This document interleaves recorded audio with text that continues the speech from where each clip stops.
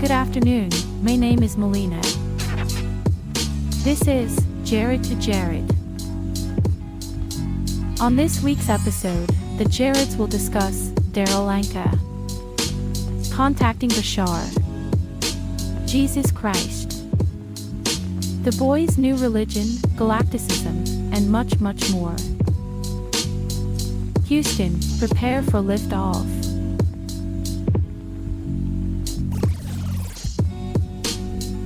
So you were abducted by aliens. I was abducted by aliens. I thought we talked about this. I thought we had talked about this. I had sent you a text about it. I feel like maybe, I think you did text me, and I maybe just ignored it.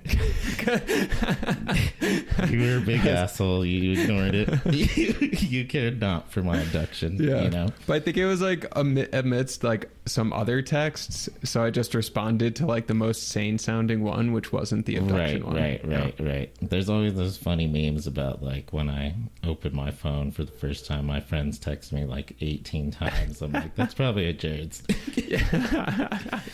I always think you'll be excited though when you come back from silence, just some updates, you know, from Bourdain. And Yeah, I do get excited when I come back from the silence. alien ship, you know. Wait, so do you have like an actual abduction story? I do. So I go to sleep, you know. Wait, time out. Is this real or not real? This is real. You're presenting it as real. I'm presenting this as 100% real. Okay. Now, it's not the best story, of course, but I may be reaching that it's aliens. Okay. But I'm telling you this. I went to sleep the other night. Yeah. And I don't know what it was. I woke up. I swear to God, my house was shaking. Like there was a jet flying over my house. Amityville Horror, man. Yeah, like there's a jet flying over my house. I legit thought there was a jet like flying over my house. And I was like, man, thinking in my head, I was like, man, they're really flying low these days. Really flying those jets low these days, man. Really low, man. And like my windows were open and I could hear the sound of like engines like yeah, you know, and I was just like, this was like happening, and I like woke up. I was just like, oh shit, this is fucking weird. And then I like closed my eyes again and went back to sleep, you know. And fucking, I woke up in the morning. I was a new person. I felt so healthy. I don't know what it was. Like my lungs had been restored. Dion thinks it was an abduction. I'm kind of with him on that. A cleansing abduction. A cleansing abduction. They abducted me. You know, they're like, we need to give this cat a couple more years. Changed out some organs and some lungs, man. Yeah. Up on the USS Enterprise. Bro, that's going to be when we do make full contact and it gets integrated into like regular life. That's going to become a thing, like the alien healing centers floating above Santa Fe and Taos, and like rich people are going to go on like spa treatments and the alien ship and stuff where they trade out your lungs. What makes that so appealing is the tangibility, sort of what we were talking about earlier. Like that would be the most tangible thing about it, is you would go and literally get new lungs. Yeah. Fresh start. What do you think alien religions are like? Well, we just look to our own religions. Yeah. So think about this. There were moats around the pyramids. There fucking Egypt was a jungle, you know, and there were ancient civilizations, and they say that the Sphinx were actually lion heads before. Yeah. Lion god. Yeah, lion god. And the lion god comes up everywhere, man. Yeah, they shaved them down and molded them into the Sphinx later on when they found them, you know. Right. And those are some of the only ancient relics we have of old ancient civilizations. So yeah. You know. So we do know alien religion. Exactly. So what it is it's, you know, and think about the like cave paintings up here in Taos and you know, with the antennas, these aliens and stuff like that. The even, you know, little Lucy. I saw Lucy at the Chicago Museum. Oh, whoa, cool. Yeah, they actually had her bones there. Yeah. Yeah, it was really sick. Cool. Yeah, talk about the Chicago trip. Chicago trip was amazing. Yeah. Chicago's one of those like big little cities. It's nice. It's like if you like got Las Vegas, New Mexico, and just like made it huge, you know. Yeah.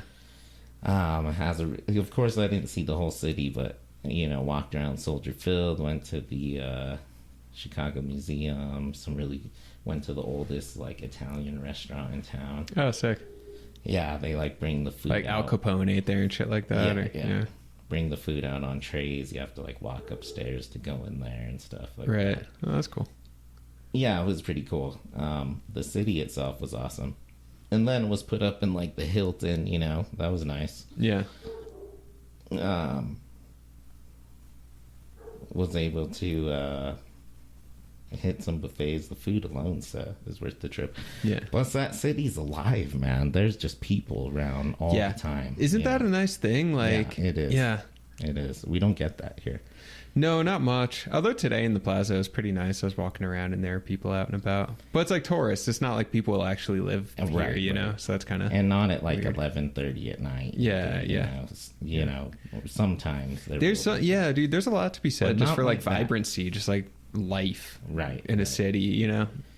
What is that? The village, you know, that's returning to the village. That's a key. I feel like we should write a book about what a new village reconstructing. Honestly, it'd be a worthwhile book. But like, I mean, when I spent that summer in Spain, Granada, Spain, it was like, I enjoyed that so much. Just like the life in the streets where you just like walk outside and it's just like a lot of people around, walking places and going to the market. Like you don't like take your car to the Whole Foods or whatever and just like fill up your freaking trunk and drive back so that you don't have to go again for like a week or two. It's like there you're just going to like the market every day because it's like near your house. So it's just people walking constantly. Right. And there's a life to it. It's nice. Yeah. You know? Yeah. You feel like you're, village life. Right. You're around the village. We're safe with our people. We're community. Yeah. We need to have that space and just being around large groups of people. There is actually something nice about it. It is. And soothing because we're safe. We're with the herd. Yeah. You know, we have like our civilization around us, our architecture, you know, our families, right? You know, the timeline, the sacred timeline. Bro, and I've been around people constantly for the past since like January, and it's been really nice actually because I lived alone up until last January. Last January I had a roommate for the first time in years, and it was like pretty nice actually for the most part. Like just coming home and someone's there, and she had some cats, so there were cats there, and then lived with Ash for a little bit, and that was like nice, you know, just like people around and pets and life. And now I'm living in the Zendo, and it's like there's people there, and it's actually really nice. I really freaking, man, I was missing out not having like just living with people, you know, just living solo. It's like it was nice for a little bit, but I don't know. I mean, I don't think I'll ever like live with anybody again. I mean, I live with Dolly, but there is something, especially like in American society, I relate to it a lot as having a space. Sure. Know? Yeah. And being able to have my like fortress of solitude, and that's very much like a generational thing too, as well. You know. But, I mean, it is nice to have your own space too, for sure. But isolating yourself, though, that's what I want to get away from too, you know. Totally. And is that a thing that you, because that's something in the past I've definitely done plenty of, which wasn't great, but like is that one of your things? Like self-isolation? Sure. Forever, you know. I've combated that. Of course, I go to the other extreme where I do have a lot of friends and I'm hanging out, it seems, with somebody, you know, all week long, you know. Yeah.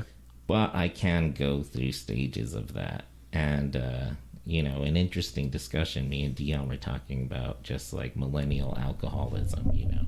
Oh, and how's that different from non-millennial alcoholism? I think it's that's an interesting question, and just off the top of my head, I would say that it is more functional. Right, it's more like subjective than objective, you know. And I think that like golden agers, baby boomers, when you're like alcoholic, you'd like go to the bars and freaking go to the strip clubs, freaking go to Cheeks. The fuck's Cheeks? It was like the only strip club Santa Fe's ever had. It was so ghetto. Nobody would ever. Oh man, it was called Cheeks. Cheeks, yeah, funny. So scary. Every girl crazy about a shop, you know. Like beating your wife and shit, losing your job, you know. God. But I think nowadays, especially with the pandemic, is we've normalized like almost microdosing, but it's too much, like buzzing, or like I'm trying to think of a proper word. It sounds quiet. It's like a quiet alcoholism or something. Yeah, like a casual alcoholism or something like that. I mean, we're a definitely more introverted generation, right, for sure, whether that's good or bad or anything else, or whether that's because of the pandemic. I don't know, whatever. But regardless of the causes, we're definitely a more introverted generation. So, yeah, I mean, that makes sense to me that would also, you know, leak into people's like substance use, where it's like you're not necessarily going to the bar every night and like, I don't know, going on a bender and freaking out and doing kind of crazy stuff with other people. You're just fucking sitting in your house like getting wasted watching the Truman Show or something. I don't know. Well, then not even necessarily wasted either. Like, right, for instance, me and Dion have a mutual friend, and you know, multiple mutual friends, honestly. Yeah. And they've been single for quite some time, you know. And me and Dion could kind of relate at, you know, have kids, whatever, stay grounded. But, you know, there's a relation there too. Yeah. Whereas that like millennial, like, sort of habitualness where you go to work, you get off of work, you like get a 6-pack of like some good IPAs or whatever. Right. Go home, freaking throw on some video games. That's a weird thing too. It's not eat some unhealthy food. Yeah. And like, even if you drink 4 beers, you can't drive anymore. Sure. Right? Because you could go to jail. Nobody wants to do that. Nobody has money. Right. We don't want freaking DUIs. Yeah. And then you're tired. Like, it gets you tired an hour after your 4th beer. You just want to go to sleep, you know? Yeah.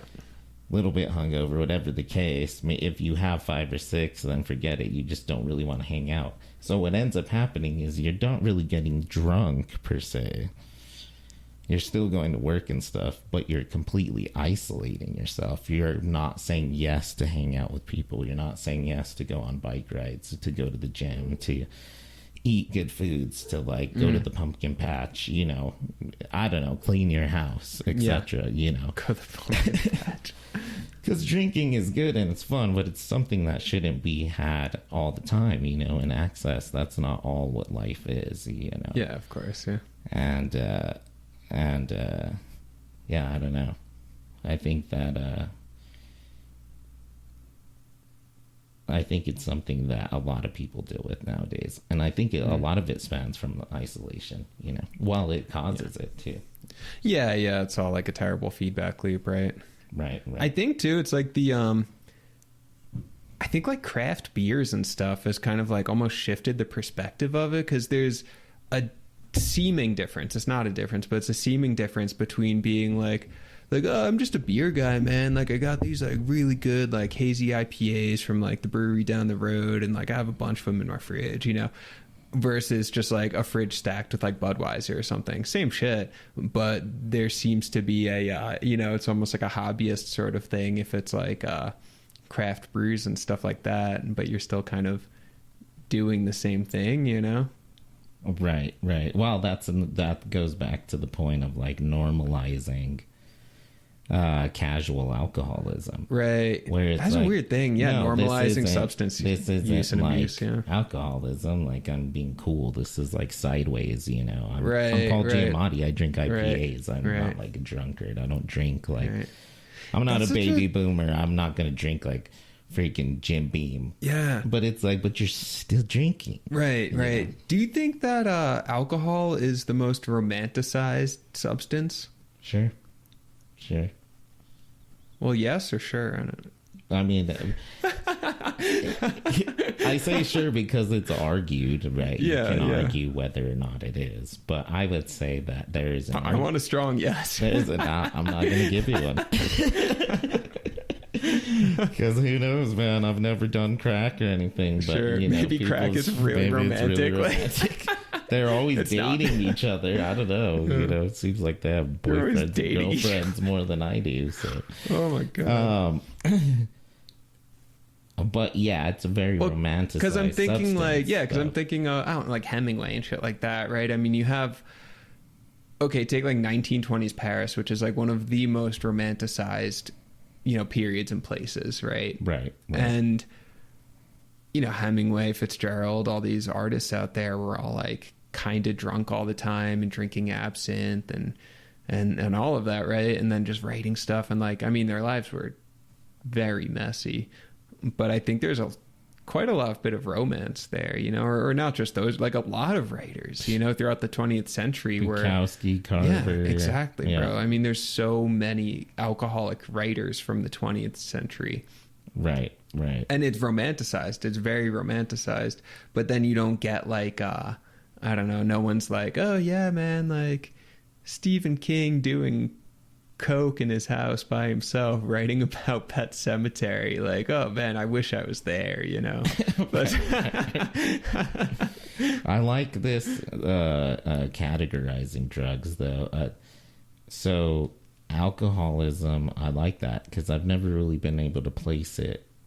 And what it is the romantic drug. I find like I find like marijuana to be the very like earthy drug, like returning to the earth, kind of spiritual. And so is like mushrooms, I mean, there's some romance around weed, but not as much as alcohol, I feel. Sure, I feel it's more like returning to the earth, Interesting. It's a universal drug is what it is. Just like mushrooms, I feel like of the earth, they're very similar, even though THC doesn't make you hallucinate per se. It's of the same family. Yeah. Health-wise. And then there's like, chase the dragon of like opium and heroin and those drugs. And what is that? That's like carnal. Is that carnal? Interesting. I don't know. Or is it like, God, I don't know what it is. I guess what I'm thinking, bliss? Like I'm not even thinking necessarily about the drug itself as much as like the aesthetic that's sort of built around it. Well, that's what I'm saying to you. Oh, okay. Yeah. But I don't know. Yeah, I guess like, but it depends on like where and when, because take like heroin or something, right? It's like where it's like, or actually because it's an opioid, let's go even further back. Like he was a British writer who wrote Confessions of an Opium Eater. Not sure. Forget his name, but anyway, that guy, Samuel Taylor Coleridge, all these like British romantic writers of like the early 1800s, late 1700s, I think it was, were like doing opium and writing these like weird like dream-like pieces of literature and stuff like that. And there was this like opium came from the East and China and all this stuff. There was this weird sort of like mystical thing going on with it. Yes. There's that, and then you get up, let's say like 20th century, 50s, 60s, Velvet Underground, all these like, again, writers, musicians who were like doing heroin, right? And there is like a romance there, heroin rock, shit like that. But then you get up to the 21st century where it's just like opioid crisis and epidemic, where it's just like, your neighbor Jimmy or something had back issues and went to the hospital and they gave him a bunch of pills, and now the dude's like addicted to opioids, and it's like there's no romance there at all. It's just like that's a really shitty situation, right? And it's like big pharma taking advantage of people's pain and like really, really horrible things. Right. So it's I think the aesthetic or the romance around a drug kind of changes too during different periods. Right, as it gets commodified. Right. Perhaps. Yeah, or even take, the hallucinogens, LSD, mushrooms, all that. Very, very different image around it. And let's say like the 1960s when all that stuff got initially popularized, Sure. Versus now where it's like almost a corporate health movement. Right, you know? Right. Like, oh yeah, just microdose, and then you perform so well at your job, and it's like, what the hell? You know? Right. I mean, they go through stages for sure. Even LSD, it was kind of accepted at first, and then 80s came around, 90s, forget it. Just it say was no. The devil, right? The dare.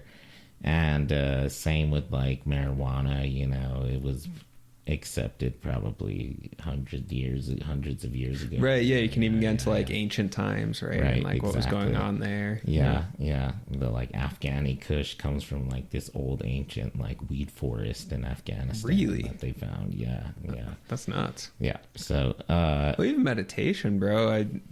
Oh, sure. Yeah, like I heard somewhere, you fact check this one actually, because I'm not sure, because I just heard it like on the internet, but apparently like a lot of these like Hindu guys and stuff, like super early on, part of their meditation practice was cannabis. You know, they'd sit there and get high and just, you know, it would help them calm the body and just sit for, you know, hours focusing on their breath, you know. Right.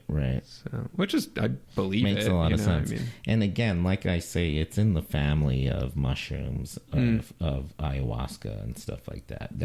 Socially too, you know. Right. People don't think speed and crack and weed.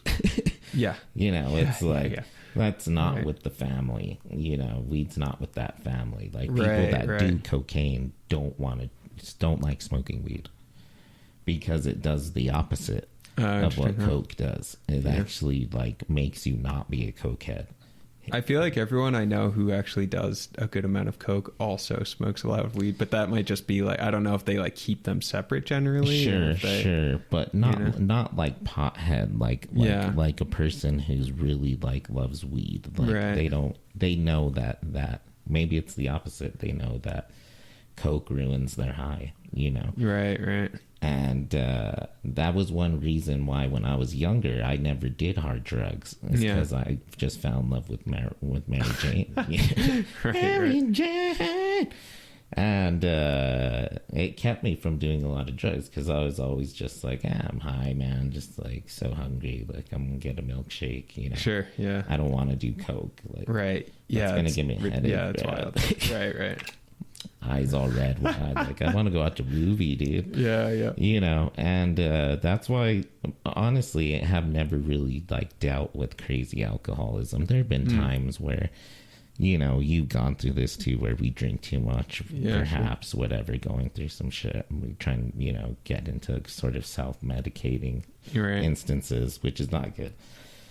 But I've never been a person that's like buying hard booze and you know, slamming every night and freaking, you know, partly I have a kid, but like also like, you know, goals and dreams and the crazy thing about booze is she's a harsh mistress and needy, you know. Yeah. Take your life away if you don't watch out, you know. Yeah. So. When I was in college, I did like drinking a little bit and writing. Yeah. Because of the romance thing, trying to be like the writers. But then also, I mean, it did help like get into a flow. I remember if I was having a tough time on an essay, I'd have a beer or two and just like get into a flow. And it was really fun, actually. I actually really enjoyed that. Like, I get why all these writers are drinking. You know? Well, sure. When I was doing my dissertation, sure, you know, some wine or whatever. Yeah, alcohol in academia too. There's something there. I feel like academics. I was talking about this with a colleague of mine the other day, and he's like, "Hey, do you drink? We should get a drink." I was like, "I'm an academic, you know." Yeah. Of course, like that's a thing. Yeah, that's a thing. Now I don't know, but academic drinking culture. Because we're like PTSD and have trauma and need a drink, or is it because of a satisfaction? We live a satisfaction factory life. Well, I think where we can read and write and drink, you know, like a scholar. Yeah, I think there's a couple things here similar to the Zen world actually that I'm learning. Like, I mean, it depends on the person, but like, no one's drinking at the Zendo, right?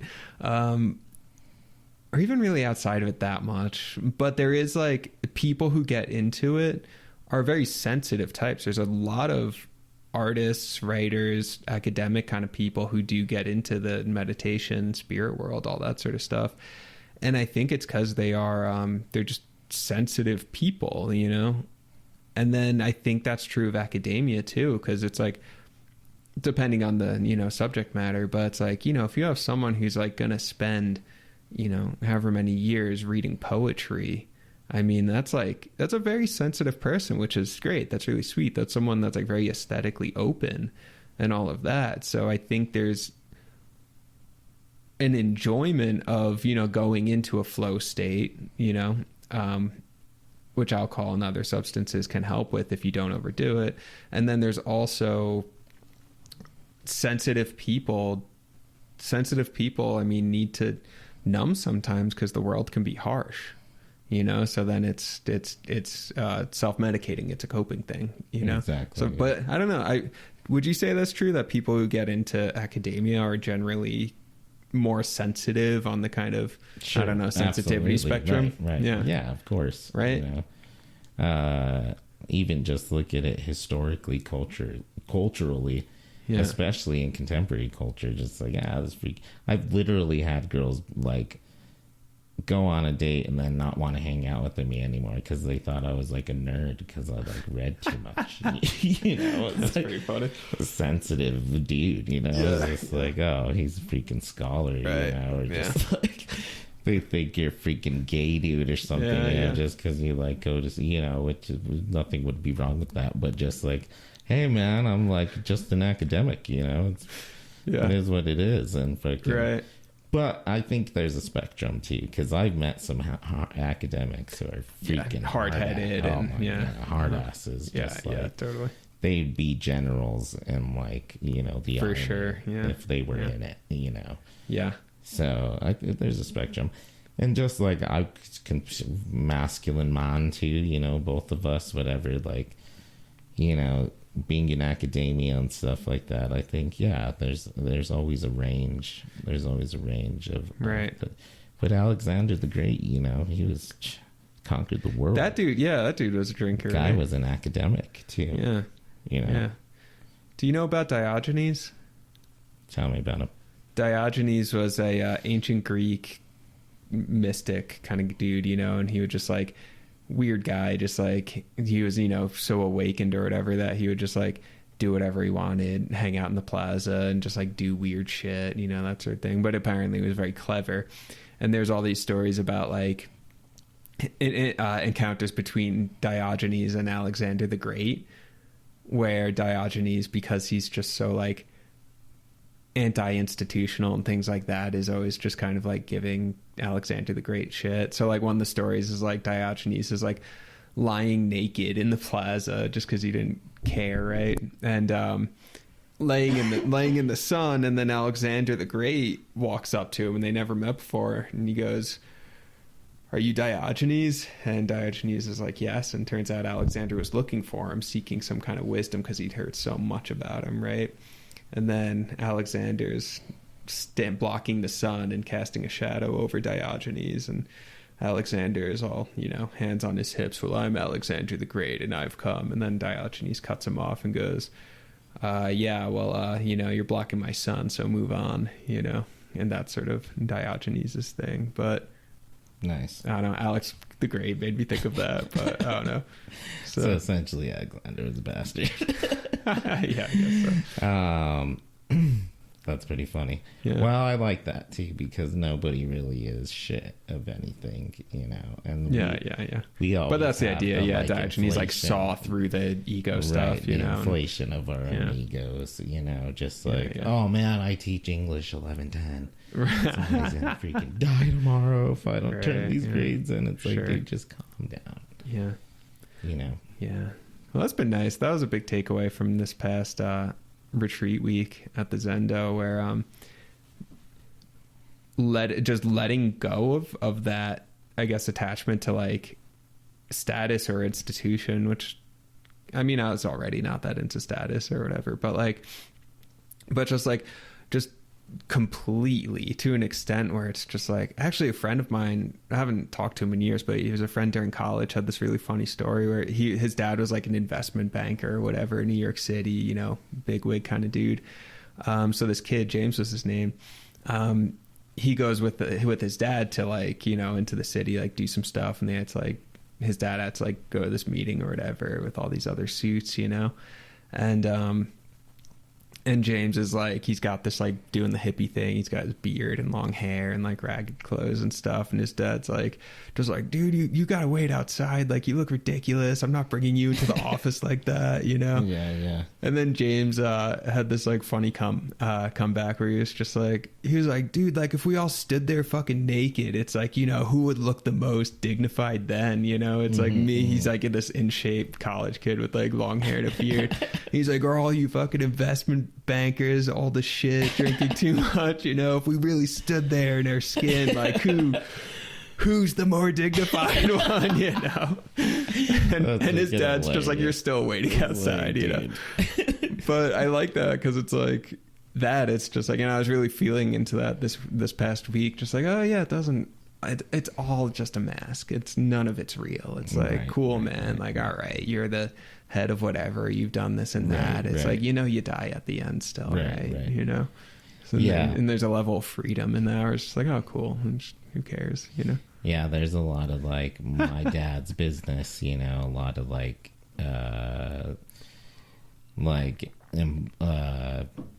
vocationism, could we call it that? Where you're like, you know, bigotry towards somebody's job, you know, there's a lot of like, looking down and hatred towards like the custodian, you know. And my dad, there's this girl that was so mean to like my dad and like, you know, freaking the worker that he got hired, and she's like, I'm just gonna fire you guys. She was like, would do nothing except for just like call her family and like walk around the building and look for dust. At work for the state. Some people are and like she was like telling my dad, she wanted my dad to start like cleaning their like parking lots for free and stuff. And she's like, I'm a public servant, Paul. Yeah. I'm a public servant. Yeah, you know, I just like, she was embracing that, just like, I'm a person of the, like, she was so freaking important. It's like, dude, you make like $18 an hour. Yeah. Your inflation of importance. Nobody knows you even exist in this city. You're probably doing a really bad job. Yeah. Like, the city of Santa Fe is like not ran well at all. Our freaking lights don't even work, you know, and it's just like, gain perspective and Jesus, freaking take the plank out of your eye before taking the splinter out of your got this episode's eye, Jesus man. quote in. Oh, yeah. Check your shit, man. Check your shit. Yeah. But yeah, it's funny because it's like, I mean, we just cling to, you know, fucking anything we can find. We latch on to. We cling to it. And it's just like, just stop. Just let go of everything. Right. You know? Right. Just let go. It's so much more peaceful. Right. I mean, but there are degrees, though, right? To letting go of things. Oh, sure. Well, what do you mean? There are degrees. So, if you let go of something, then you are sometimes you subsequently are letting go of something that you're trying to achieve. So, like, security or, like, a home or a family or, you know, the ability to go for a walk with, like, a loved one or, like, have a relationship or something like that. You could be sacrificing that ability to do that by saying, well, I'm just going to let go of everything. Like, I'm letting go of fuck my job and this and that. Forever, you know. And then what happens? Well, you can't then attain, like, you'll never, well, okay, but you're gonna have to be eating beans and rice and like gonna be hanging out with like some like old white dudes for the rest of your life, and like, you know, like it's a give and take, you know what I'm saying? Just like a priest. Who are these old white guys? What do you mean? I'm just assuming that's who goes to Zendos in America. Sure. Probably not like a Hispanic dude. Like John Padilla's not there, you know? Which actually, that's I want to respond to what you're saying about the let go thing, but then I'm also curious, what's with that? How come in the sort of like, I don't know, like everyone who's like, not everyone, but the majority of people who are exploring these kind of Eastern religions and spiritualities, meditation in the U.S., it's generally white people. What's with that? Is that because you know, I don't know, white people just don't have their own culture, so they latch onto other ones? Is it because I don't know, what is that? What's going on with that? I think white people very much have a culture. Yeah, sure. But I mean, like a more like traditional culture. If you want to hit it from like a critical race perspective, then it's a well, what's your perspective? I don't care about. What do you think? I mean, there's plenty of Christianity, right? I mean, among, you know, black communities, brown communities, there's a lot of Christianity for sure. I think that there is a level of exoticization. Okay.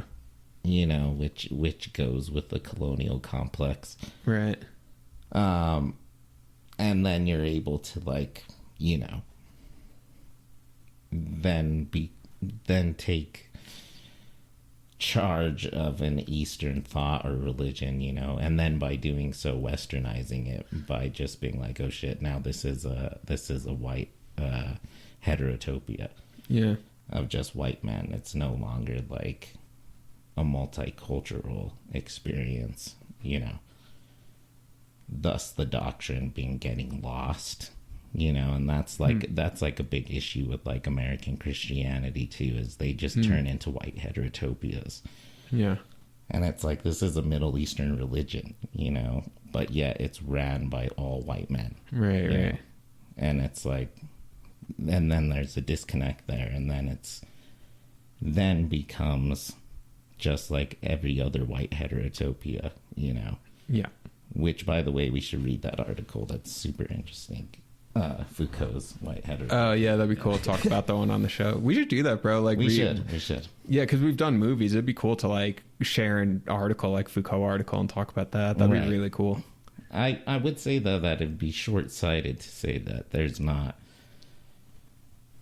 just a genuine, like, cultural calling to seek out other, you know, thoughts, experiences, you know, ideas, sort of like being an adventurer, you know, being able to like coming from a tradition of branching out to the unknown, you know, right. And that's not necessarily a bad thing, you know, and if you gain something good out of it, well, then that's, you know, that's great, as long as you're not hurting anybody else. Oh, sure, yeah. It, you know?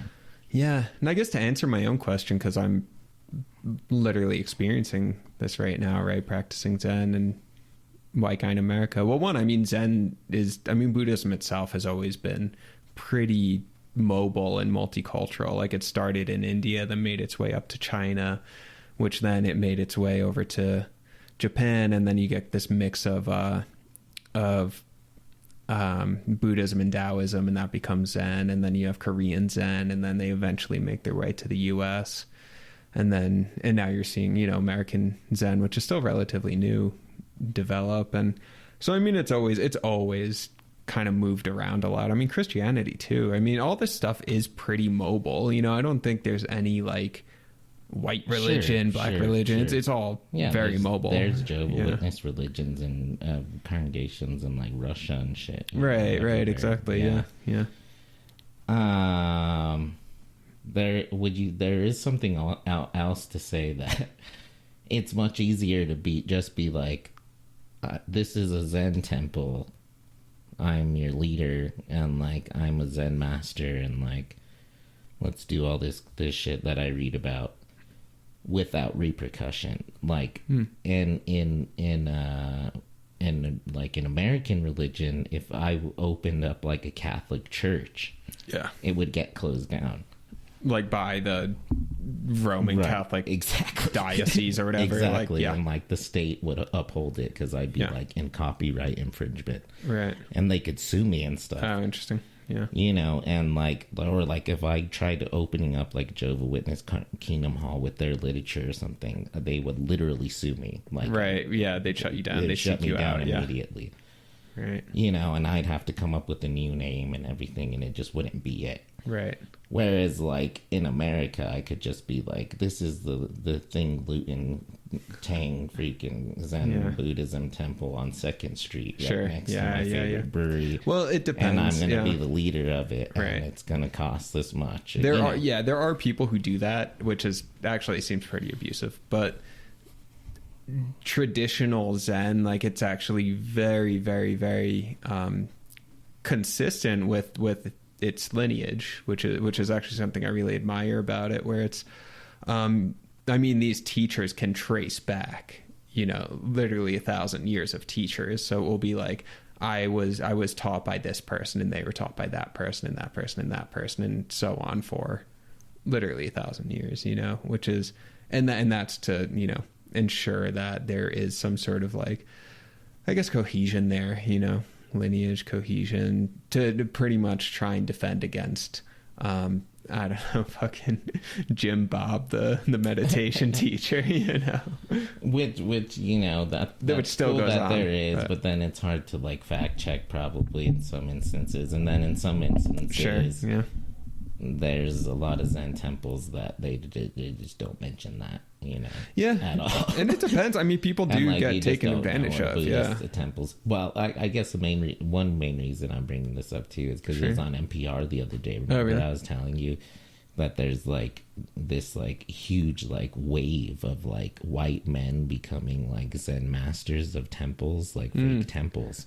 Oh, wow. And then, like, well, it's like the shaman they're thing. not always bad, but a lot of them are, like, hooking up with all the girls and, like, of course. And it's like the shaman thing, and that's the thing. It's like in the Zen tradition, like, my teacher who I'm working with told me, she was like, you don't try to become a Zen teacher. It's like, if anyone's, like, trying to self-proclaim, like, I'm working on becoming a Zen teacher, it's just like, that's not how it works. It's like, if anything, you get sort of, like, summoned by the community when the community thinks you're ready to start teaching, which is a bit different. Is kind of like the closer to, like, the reluctant leader sort of thing, where it's like there's a need for a teacher and a community asks you to step up. You're not coming in there full of ego trying to climb the institutional ladder, And people do. I'm sure it gets messy. Is it always a hierarchy, though? Ultimately, like, the person that does get chosen, it's not like, oh, actually, it's Ruthie who's, like, 29.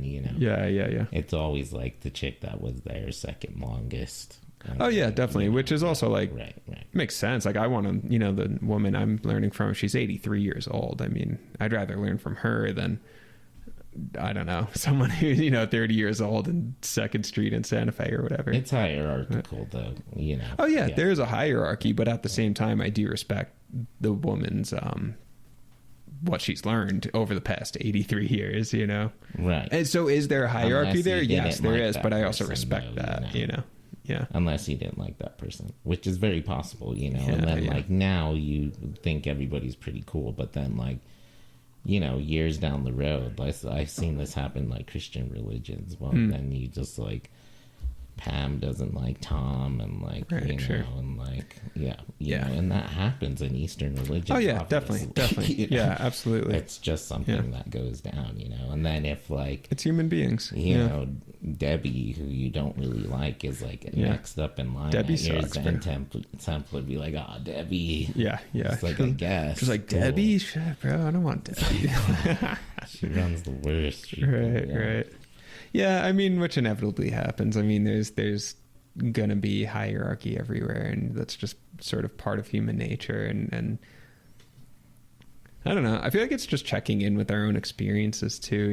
If it's like, because you can tell when someone's full of shit. Sure. Or even just looking in the mirror and being like, man, my mind's been all messed up, and I keep thinking that this person's gonna, like, give me the answer. That's probably not a good space to be in, Right. Yeah, you don't want that to ever be the space that you're in. Yeah. You just gotta look to Bashar, man. You just gotta look to Bashar. Channel Daryl. We want Daryl out the pod. Yeah. Daryl, get over here. So, have had some epiphanies. It was 11-11. It was 11-11. Yeah. Twin flames. Twin flames, the baby. uniting of the universe. Beautiful. So if everybody Jared, feels... Jared to Jared. Exactly. Yeah. 1 and 1. Yeah, bro. It's the dark crystal. The unity shall come of the dark and the light, right? Right. Yeah. What was sundered and undone will be whole again. Exactly. Yeah. You're on the left-hand path. I'm on the right-hand path, right? Right. Was it the other way around? Right. It's always a vice versa. Yeah. I don't know. I feel like I finally, like, I feel grounded in Earth, in space. Good. Of course, Capricorn, very like Earth symbol, man of the dirt. It is Earth. Yeah. But the image is a sea goat. Right. It's kind of confusing. Right. Why is it? It is confusing. Yeah. What's that about? I don't know. I think it has something to do with the stars, the astrological pattern, astronomical pattern. Right. But, not drinking much anymore. Just like some coffee, some water, sobriety, single. Nice. Oh, yeah. Freaking, getting back to the gym. Nice. Cleaning it out, working out, eating better, cooking a lot. Yeah. I've like got new pots and pans. Freaking, nice. It's been great cooking in them. I had pans I had since I was like a teenager, man. When I first moved out, just like, why do I have this pan? Right. And just like adulting, kind of. It's been good, and like being responsible and having really good time with D. Like Dalton was gone for 2 weeks. That was weird. Yeah. And that threw me into an existential crisis for sure. You know, and became single that week and everything. Right. We don't have to get into that, but check this out. Singleness brings me, and for a lot of people, they need to be in relationships. They need to be. Can't wake up not with somebody by their side, whatever. But that's them, that's not everybody. Like, singleness brings me like a weird nostalgia. Like I'm like at a museum or something.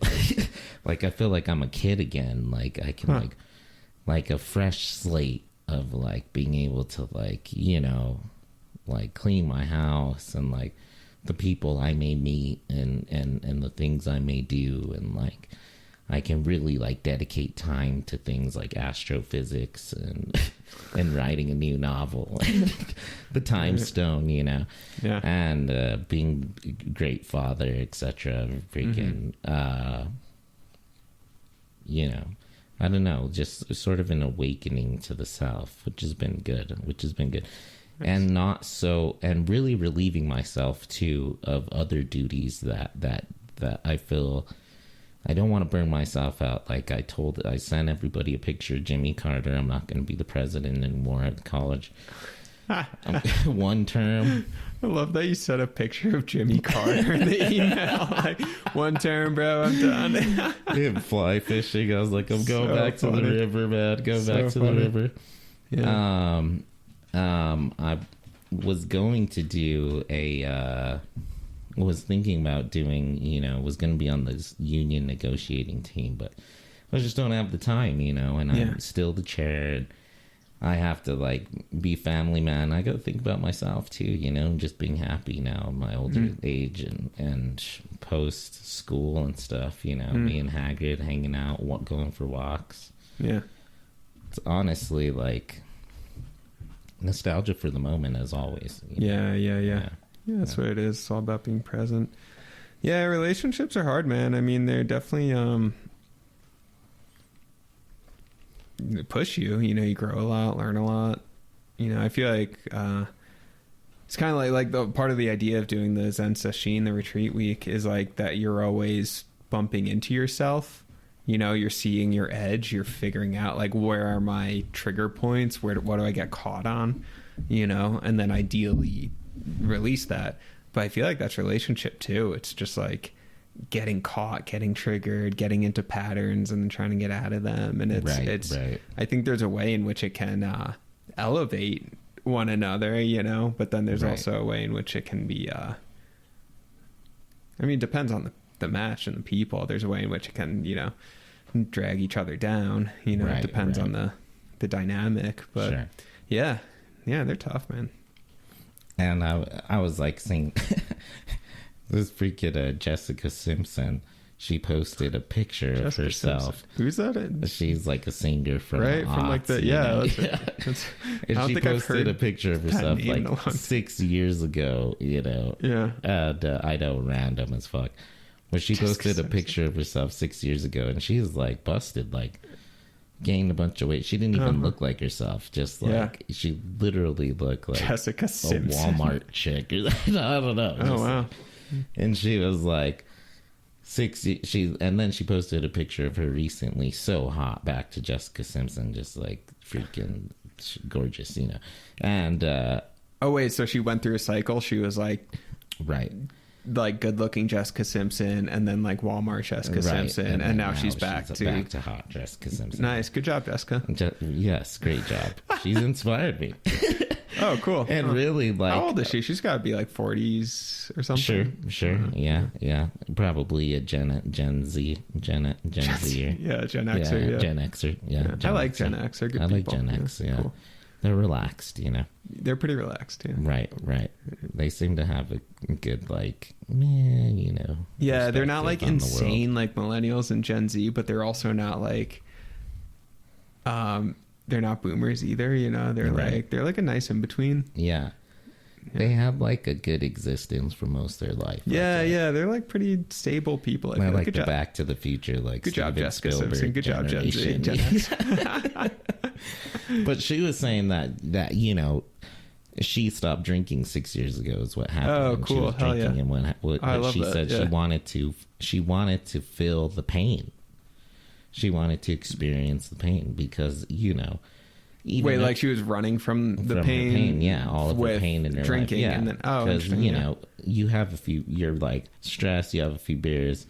And then next thing you know, you're taking it easy, listening to the Eagles, having a good time, which is cool, but not all the time. Taking it easy, listening to the Eagles.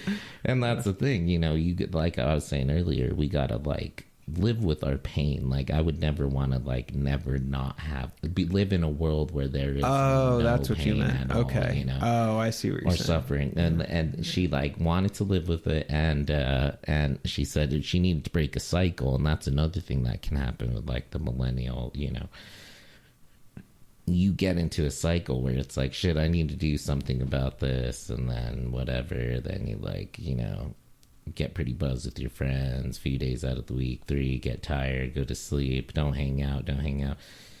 And then, you're back at the problem again 3-4 days later, and then you're like, shit, sober, and then you're like, fuck, I guess I'll get some more beers or whatever 3 days later. It's this cycle. Yeah. And breaking cycles, I think, is a great thing to do, especially on unhealthy ones. Yeah, even the healthy ones, break cycles, whatever. It's fun.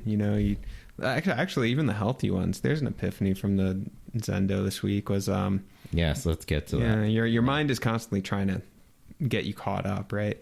And then the idea is, I guess, if there's a goal, it's not the right wording, but if there's a goal, it's to kind of like break past your conceptual thinking, because the idea is that sort of like your conceptualization of everything around you actually keeps you from contacting something deeply and truly, Right. So to be philosophical about it, okay, I look at that table over there, and actually this is almost like Platonic forms, but like I can't view that table without the concept in my head of table. Right. I see a table. I have ideas about what a table is, what I'm to do with a table, all these things, right? But then you quiet the mind through meditation, quiet the mind until the mind gets so subtle and deep, and that you're fully present in the moment. That's the idea, that now you're just absorbing the images in front of you, and it's no longer a table or the concept of table. Now it's just a thing that's existing there in front of you, right? That you can use as a table, or if you want to be really creative, this is Duchamp, right? Who is taking a a urinal and then turned it upside down and called it a water fountain, which is, you know, it's just a joke, but also the idea that, you know, it's very like postmodern thinking, the idea that you're projecting concepts onto a thing, and then by removing those concepts, now you're free to turn the thing into whatever you want, to approach it creatively. And I think that's true of our life situations too, because even when I have like concepts that feel good or positive seeming cycles, it's still a concept, it's still a cycle, it's still imprisoning my experience somehow, because I'm not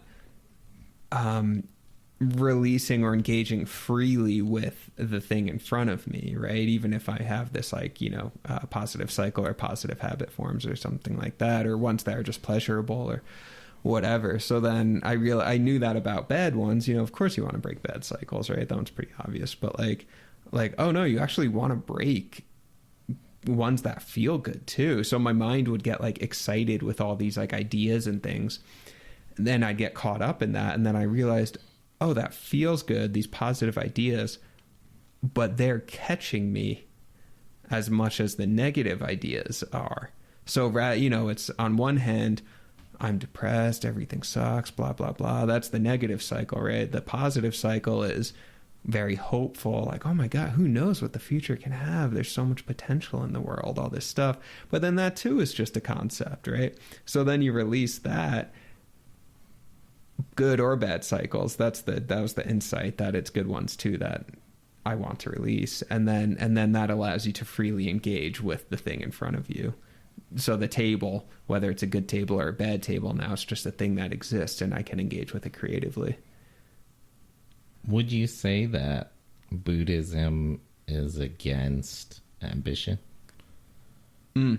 No.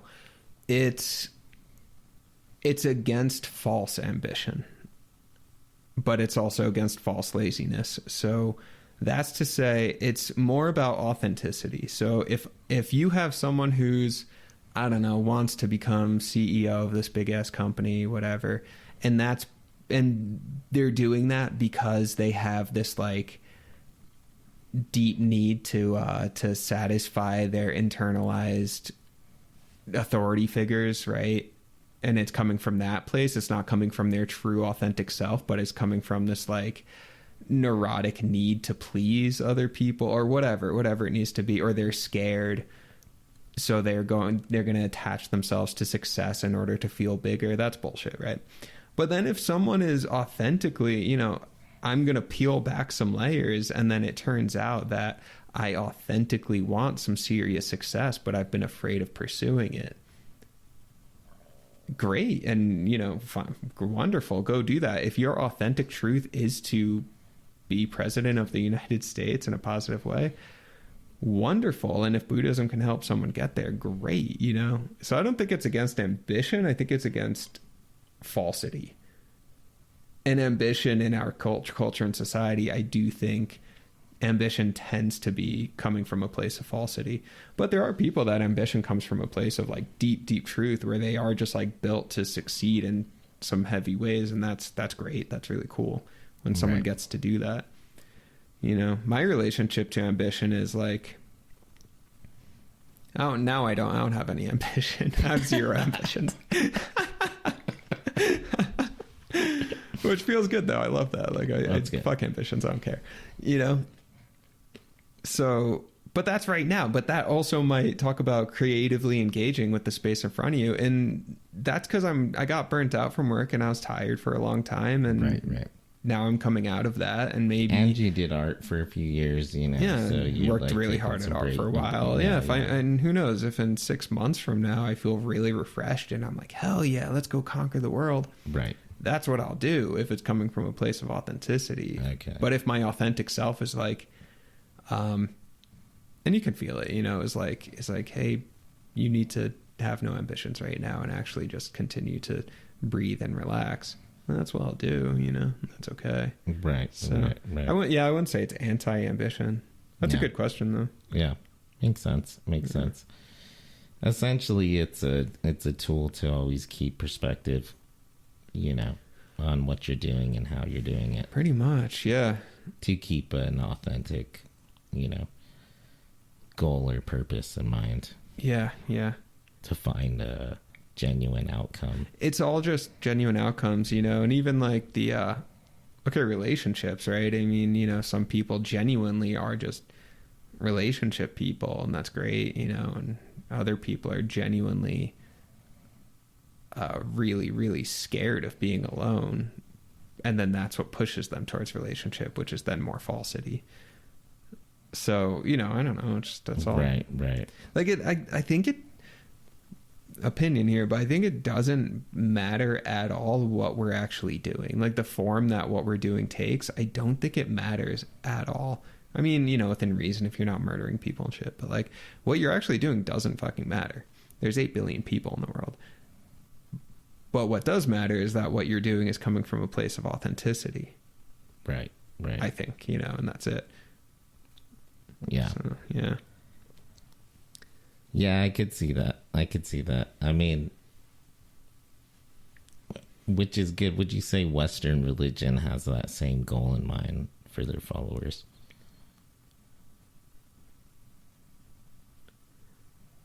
Depends. Generally, no. I think, in my experience, this could be true of Eastern ones as well, for sure. But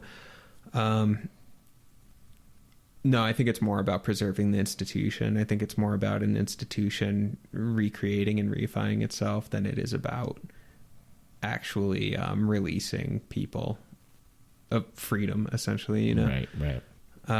But it depends on who you talk to. I started reading Thomas Merton. I've read more Christian stuff at the Zendo than I have Zen stuff. I actually don't like Zen. I think it's really dumb. Christianity is way more fascinating to me, which is kind of hilarious. But so I've been reading more Christian stuff than I have Buddhist stuff, and also culturally, it just resonates. With Buddhist stuff doesn't resonate with me culturally. It just doesn't. The culture, it's not my culture, you know. Right. But the Christian stuff is the culture I come from, so it's like I actually enjoy the imagery more in Christian stuff. Or feel more at home in it. Right. I could see my Jesus to Jesus. Jesus to Jesus, bro. I could see myself at some point even leaving Buddhism and go fucking join a Christian friary or some shit. No, I'm probably not gonna do that. Monastery, yeah. But so I was reading Thomas Merton, who's like there's a reference to him in First Reformed. Ethan Hawke, bro. Ethan Hawke loves Jared to Jared, by the way. He does. I talked to him the other day. Oh, nice, nice. He finally returned our emails. Dude, I just love Jared to Jared. It's just such a good podcast. Dude, he probably felt so cool. Oh, man. Yeah. Oh, yeah. I love that blurb that we have from Ethan Hawke about the... Yeah, I know. So great that but you mentioned Thomas Merton in First Reformed. His character is like sitting there reading Thomas Merton or something. But Thomas Merton was a Christian mystic, so he has one book that's fucking sick called The Wisdom of the Desert, and it's about these 4th century, third, 4th century Christian mystics who were leaving the society. They were wandering into the desert because they were fed up. They like looked at their society and they were like, this is disgusting what's happening. I mean, they were fed up. They were like, this is a complete wreckage. This is insane what's going on. Not so different from what we're experiencing now, right? So these men and women just like wandered into the desert and then actually did meditation and just sat there quietly for a long ass time. And then we're having visions of God and stuff like that. So they're actually doing meditation practice. So Thomas Merton writes about that. He's like very anti-institutional, and he's like the institute. It's not about the church. The church is fucking trash. It's about God, and the church only matters insofar as it's expressing God. And lately, it hasn't been, and all this kind of stuff. It's pretty cool, you know. So it depends on who you talk to. If you're talking to one of these, like, you know, more mystical kind of Christian types, I think there's I don't know, some cool things going on there. Right. But I think generally, in my experience, it was more about the institution and something to latch on to, right, than it was about releasing and letting go into freedom, right, of the void. You know? Well, and then, you know, Christianity especially, there's a lot of Eastern influence in it. Oh, sure. It's all the same shit. Like Noah or some, one of them was actually, more from the Asian province than he was from like the Middle East, Yeah. Yeah. Well, that's why I say we look to our own religions to understand alien religions, because alien religions are probably based on civilization and society too. Yeah. That's going to be a big part of Dreams of Jirga. That was one of the original dreams for Dreams of Jirga, is that it was going to be mainly focused on the religions that were on Jirga, That's cool. And that's kind of like Frank Herbert-esque too. Right, definitely. With the Dune, Sci-fi gets very spiritualistic. Yeah, for sure. Very, very. But I'd like to how Foundations made science a religion later. And the scientist, played by Jared Harris, I have predicted the end of the world. He, previously on Foundations, he becomes like this Jesus Christ figure, and he's just a mathematician that figured out the Tesseract, Oh, cool. And that's really rad. And they're setting up like new villages, reconstructing the village, post-apocalyptic, because he predicted the end of the world, Yeah. And the that's foundations are villages, the foundations, and like science becomes this religion, and there's actually like prophets of the foundation.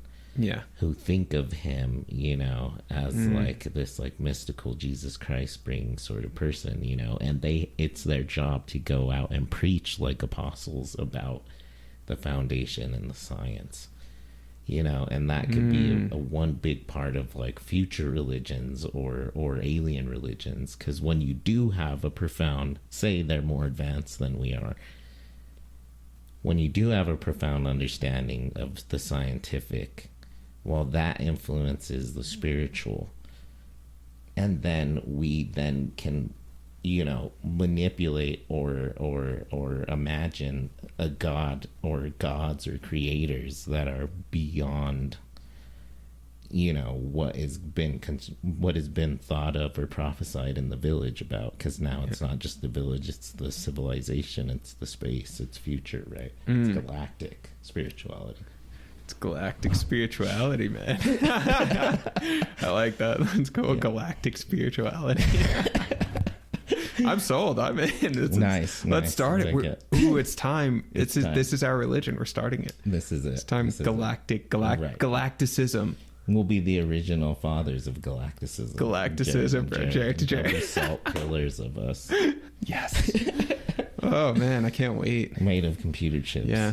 All right, listeners, come to our first church meeting. It's going to be in the Santa Fe Plaza. Galacticism week. Every week. We'll just have the monastery, We're accepting donations. We're going to build the monastery. But it's also going to be like a planetarium. Our followers are called the Low-Techs as well. The Low-Techs, right? Exactly. Yeah, the Low-Techs. We're starting a planetarium. Yeah. And that's where our meetings will be held. I can't wait. Galacticism. Yeah. I feel like I've been like looking for something, Yeah, and I think this is it. This is a project, something that I care about. Yeah, like a legacy project, a lifelong. Something to contribute to. Barbara Streisand said something interesting on CBS Sunday Morning. What? That she felt in her memoir that when looking back, she earned her place. She earned her place to live. She earned her right to live. That's fucking bullshit. What and does you that earn mean? your because it's fucking. That's not something you have to earn. Yeah, because it's something like, and she was saying like all the like, Barbara sounds like a deeply injured person. That's like, well, sure. But right, well, go on.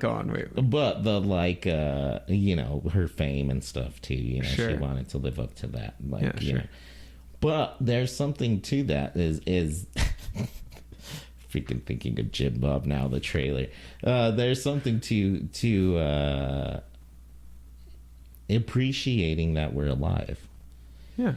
And and a legacy project, being able to earn your right to have lived, you know, because so many sperm and freaking instances of death and stuff, people aren't allowed to, we don't live. It's so rare. We're 1 in 100 quadrillion to be alive right now. Yeah, it's this shouldn't be happening. There's something cool to that, to be like, hey, I freaking, like, you know, I didn't waste my life. Like, statistically, we shouldn't be here. I earned my right to be alive, you know, and like maybe it's just that framing I don't like, because I definitely appreciate the like I came here and I did what I was supposed to do, and I think that's huge, you know, that's beautiful. But I don't think you have to earn your right to be alive. Actually, I think that's a really damaging perspective, you know, where it's like I think that's one of the things that a lot of us suffer from, is this idea that like we're undeserving. We don't have this inherent humanistic worth that we're you know, we have to prove to someone else. Who is she earning? Who is Barbra Streisand earning her right to live from? Well, who is giving that to her fame? Sure, but everybody who didn't live or wasn't allowed to live died early, etc. And to herself, most importantly, because we don't want to waste a life. Even the reason why I went to school for 15 years to be a doctor is so I could earn my life, you know, earn a place to be like, I did good for myself and I'm happy with my life. Yeah. The reason you're going to the Zendo is so you can, you know, have a life, earn a better life. You want to come down to like what's bad and you want to heal yourself, right? So you can have a good life, or else you'll waste your life, you know. And part of earning a good life is being healthy and taking care of yourself. And you know, maybe it's the word earn that's throwing me off. I don't know, because on one hand I'm like yeah, Streisand, you know. Barbara, I'm an old man watching CBS Sunday morning. We need to get a quote from Barbra Streisand about the pod. We do. Yeah. So listen, Barbra Streisand. I love Jared. I love Jared. And I put a bar of bread and butter. Don't rain on my parade. Oh my god. That was awesome. Yeah, that threw me off. The song. Freaking the playbill, but you know, Broadway. Yeah. So well, you know, ultimately, I think it's cool to, you know, have to work towards a better life or whatever, or to you know, build something. All that stuff is wonderful. I think I'm just coming from a place of like humanistic worth. You don't gotta earn it, you know. When we're old too, is to be like, hey, I did good, or I you know, I treated people well, or you know, Carver's thing was, I can say I was beloved, and I loved and was beloved, you know, and it's still holding on. That's still like, I don't know. I guess sense of I need to, you know. I mean, we want to be satisfied at the end, don't you? God, you don't want to be like when you're dying, be like, shit, I freaking wasted all my time, like no, but I think it's drinking beers and freaking like being single and like, you know. Yeah, I think it's, well, you know, I'm coming out of sitting quietly for 12 hours a day, but like, it's neither, you know. It's at least for me, you know. It's like it seems like a binary, you know. Being on the deathbed. This is a cool conversation, actually. Sure. Like, what's your? We're on the deathbed right now. We're on the deathbed right now. Okay. Jared with an A is on the deathbed, lying By there. By the way, old man, be over there because my face, and you should be on. Anyways, no, it's like the yin yang, man. It's the right. It's the little circles, and then the big circles. Exactly, love that. Yeah. And the words it's really too, because Jared with the knee, right. Since it's at the top, it should be implying the person on this side. Oh, huh. Yeah, that's true. Actually, yeah, we're all yin yang, bro. Yeah. But when Jared with an A is on his symbol on his deathbed, is on his deathbed, and just thinking in terms of satisfaction, was I satisfied with my life or was I not? Starting now, I feel like this perspective is shifting, but okay, there's one side of that where I'm lying there going, I didn't do what I was supposed to do, and I'm dissatisfied and upset, right? No, and then, you know, just the hand of death just pulls me out into the void, right? And then there's the side that's like, man, I really did what I was supposed to do. I did it, you know, I did it. And then the hand of death, you know, I feel like there's still like a concepts, going back to the concept thing. It feels like a concept, you know? It's like, so when I'm on my deathbed, we'll see what happens. Maybe I won't die. Maybe it won't be a bad. I don't want the dissatisfaction or the satisfaction. I want to be so just there with it. I just want to be, the table's not a table. It's just isness, suchness, right? That I'm just sitting there. And then there's no, you know, because it's all done. It doesn't exist anymore. It's in the past. Yeah, I lived for 80 years and sure, it was good, but it doesn't exist anymore. Though. That's dehumanizing yourself. No, I don't think so. That's literally being a robot. No. I'm not talking about disassociation. Okay. Yeah, it's something different. It's... Because to me, that seems like what was that? Sure. That the Pleasant Girls or something. It was like a robot movie where like all the women in the town were like robots. Where it's just like you, like there's no like regret, there's no happiness, there's no empathy. Yeah, no, I hear what you're saying, man. That's Soma. That's Soma. Yeah, I'm dead. I hear you saying. And it's just like, well, what about your family and shit? You know. Yeah. No, see that I feel like. The way I'm thinking of this, that's like, you know Soma from Brave New World? No. Okay. Have you read that one, Brave New World? I don't think so. Actually, part of it takes place in New Mexico, but it's the Aldous Huxley one, and it's... Maybe. Memory flooding. Okay, yeah. It's like, I feel like you have. It's definitely... Like, you're a freaking literature PhD. Yeah. Like, you've definitely read Brave New World. But whatever, anyway. It's... Aldous Huxley came out in like 1930 something. It's a dystopian vision of the world, right? Okay. And like part of it is it's dystopia through pleasure. That's part of it, where all of these people are on Soma, which is this drug that, you know, just induces super happy feelings all the time, whatever, constantly. And they're encouraged to be constantly having sex with one another. So it's dystopia through pleasure, all right, where it's everyone's like constantly in a state of pleasure, Soma having sex, all this stuff, but then they're pretty dead inside. They're illiterate. They're no one's aware at all. You know, they're all selfish, all that shit. So they're all controlled by, you know, the mass government and corporate structure and stuff like that that's taking advantage of absolutely everyone, but they're not seeing it because they're, you know, encouraged to just exist in a state of pleasure constantly, right? So Soma is like, you know, that's the robot thing. That's the like everything's fine, you know. No, that's not what I'm talking about. I'm not talking about everything's fine. Yeah. Actually, I feel like that could be the I'm so satisfied with how I lived my life. That could be coming from a place of defense rationalization. Sure. So I don't know. It's like a not disassociation, but also not satisfaction and not dissatisfaction. But I don't know. I haven't died yet. I don't know. I think that at the moment of death, we don't care. We just don't want to die. Yeah. I feel everybody I've talked to, I don't care how Zen or Christian they are. They are scared at the moment of death. Like when the heart attack is happening, they're like, I don't want to die, you know, because it's fucking scary. Is that something we should guard against? You just can't avoid that, you know. Yeah. What do we do with that? Is that just we just accept it as part of it? It just happens, you know. Open to the fear. Freaked out, and then it ends just like all things, and we're fine, and we're relieved of that, and we get to go to sleep. You know, whatever happens later, we don't know. Yeah. What we do know is we don't come back here at all. You know, if we do, we're not allowed to contact, you know, or like come and hang out and like. God, that'd be so sick, bro. I wish, like, that'd be so fucking cool. That's like one of my dreams for this lifetime is to know. Okay, here's a crazy story from the Zen teacher. Like a Bill Cosby movie, yeah. Yeah.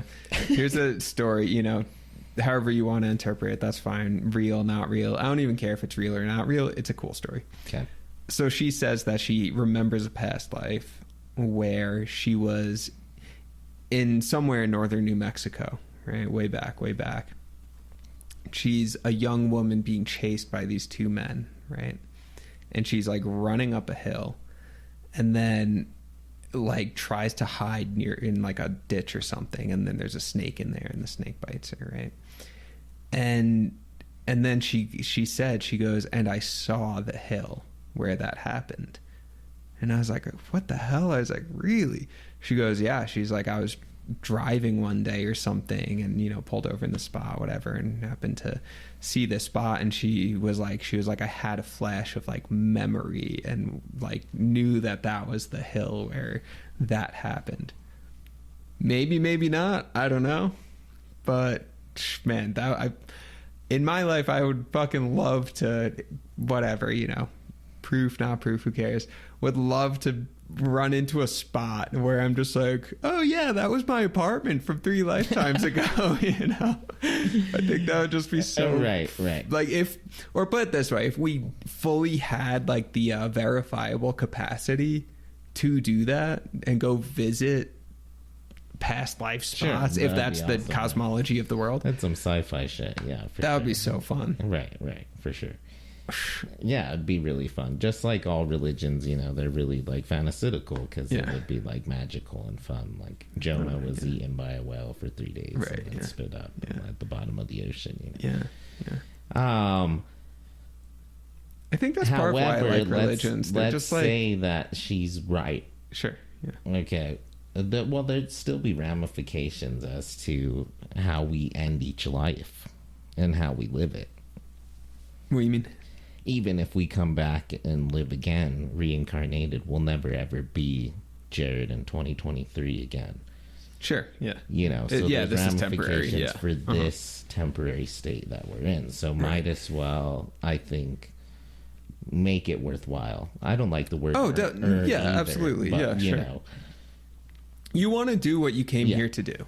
And I think there's something to say about genuine regrets. I think that there's people that like abandon their kids or something, you know, gave up on something that was very important to them, like, I don't know, a job or a life or whatever it is. Yeah. And at the end of their life, maybe not at the moment of death, but the past, like when it's like you're old and gonna die. Yeah. You fucking regret, just like, shit, man, that really sucks. And of course, everybody has regrets, but I think there's levels, you know. Here's a Jesus story for you. Jesus to Jesus, man. Can we call this episode Jesus to Jesus? This is Jesus to Jesus, for sure. I'm changing all episodes. Oh my god, dude. Let's just change the show. Jesus to Jesus, man. Jesus. That's the name of the church. All right. So I remember in high school hearing this story, and I was fucking pissed. I thought it was the dumbest shit ever. I got so upset when I heard this story. So, okay, Jesus crucified on the cross, whatever, right? Okay. And there's the 2 thieves, right? Or like thieves and murderers, whatever the hell they were, on either side of them. So it's like, you know, Jesus of Nazareth in the middle. And then on his left and his right, 2 thieves, say, right? And bad dudes, you know, not just like stole an apple from the market, you know, because they're hungry, like piece of shit dudes. Did some real shitty things, right? So one of them, in the telling of the story is, you know, they're like, that, you know, that's Jesus next to you, right? And he's just like, I don't fucking care. I'm being crucified. And the dude dies and goes to hell or something. And then the dude on the other side of Jesus, I feel like you're looking at me. I'm just thinking how much we should become Christian misfits. Galacticism, baby. Jesus, Galacticism. This is happening. No, I'm with you though. Yeah. So then the two guys, one goes to hell and then one goes to heaven, right? And the reason that the one went to heaven was because in the last moment, in the very last moment, he accepted Christ, right? As a savior or whatever. In the very last moment, he saw, right? And then he dies and goes. Well, and they have that dialogue too, right? What's that part? Where one of the guys is like, why don't you, if you're the son of God, why don't you take us down? You know, okay, yeah, right, you know? Right, yeah. And Jesus said, "That's like, right. Don't that's pretty cool. Tempt God or whatever the hell it was." And then the other guy was like, "Oh, that's so cool." You know, don't worry, dog. Like everything's gonna be all right. Right. Or the other one was like, "Can you like forgive me for my sins?" You know, or something like that. Exactly. And he was like, "Believe me, this day you will be with me in heaven." Exactly. The other guy goes straight to hell. Right? Yeah, exactly. Yeah. Goes, yeah, wonderful. So the dude, I remember hearing that in high school in like theology class, and I was pissed. I was like, wait, so you're telling me that this guy who was like a fucking murderer, rapist, piece of shit, because the very last moment, you know, believe, you know, accepts Christ or whatever, gets to go rock and roll in heaven, man, you know, I felt offended by that. I was like, where's the justice in that? That's a bullshit story, man. I hate that. You know, but now when I'm looking at it on my deathbed, I think I want to be that guy, actually. I want to be the dude. It's terrible. Not the murder part. I want to do it my way and then fucking. No, I'm not saying that part, but the death moment where he's like, see, I'll put it in these terms because reading biblical stories for me makes more sense when, rather than Christ, I think of like Christ consciousness or awakening, to use a Buddhist term. So I think of it not as, you know, okay, this guy, horrible his whole life, whatever, and then at the last moment had an awakening experience where he lets go of all of the shit, all the stuff, and then becomes free of his stuff, and then gets to go rocking in heaven, right? And I'm kind of like, okay. I think that sounds pretty good. All right, laying on the deathbed going, oh, I see, I get it. Doom, boom, gone, you know? Right. So... a lifelong journey, huh? Yeah. Let's make that dude I don't know. I always find myself head of galacticism. I want to be the guy on the side, the curmudgeon on the side. Well, that's why we're Jared to Jared, the yin yang. Like, yeah, bro, look. You can be left hand on Christ, and I could be the right hand, and then you know you'll be the dude who's like, bro, get us the fuck down, and I'll be the guy who's like, I believe in you, Jesus. Forgive me. I'll be like, forgive me. You don't even know this guy. You don't even know this guy, bro. This is stupid. This guy can save us right now. God. He's not doing anything about it. This is exploitation. This is... Right. Yeah. But see, that's why the yin yang is balanced, because neither of those sides are correct. Right. They're both correct. What is correct, you know, is the whole thing is unjust. Unless, like, you were right when you were younger. I actually don't think I was right when I was younger. I think you were. Okay. It's just, you know, you can't go around murdering and raping people and then at the last minute be like, hey, this guy could be the savior. Save me, man. And then you can't be like a good like father, rational dude, gave to the temple. Yeah, and, sure. Got into an argument one time with your like auntie and was like, no, Jesus is really cool. Yeah, whatever. Yeah. And then you're like, dude, get us down. You're a fucking magical being. You're the son of God. You're a unicorn, bro. What the fuck? Like, you're talking all that. You literally just said, like you renounce God, like the Father. Like, come on, dude, get us down. Let's go. Get us down. I heard you made water and wine, bread, freaking fish. Come on, there's a couple German soldiers, Roman soldiers here. Let's look at Jesus, funny. You know. That guy's going to hell. He's just like, you know, he's a pro Seinfeld character. He's just like a Jewish guy. Well, I think high school Jared. We'll invite high school Jared into Jared and Jared here, right? Right. That'd be so. See, even that, like, if we could just like in through the door walks my like 16-year-old self. Right. That'd be so cool. That would be cool. I'd want to hang out with. That'd be so interesting. Too. I'd tell him to calm down, but right. Yeah. It's like, it's cool, man. I'll check out. But freaking. Oh, God, I lost my train of thought because of that idea. Okay, so we invite high school Jared, and 16-year-old Jared with an A comes in, right? And he offers this argument, you know, just like, that's trash, man. There's so much injustice in that. What the hell, you know? That's so shitty. And I get that argument, and my heart goes out to this child, my child.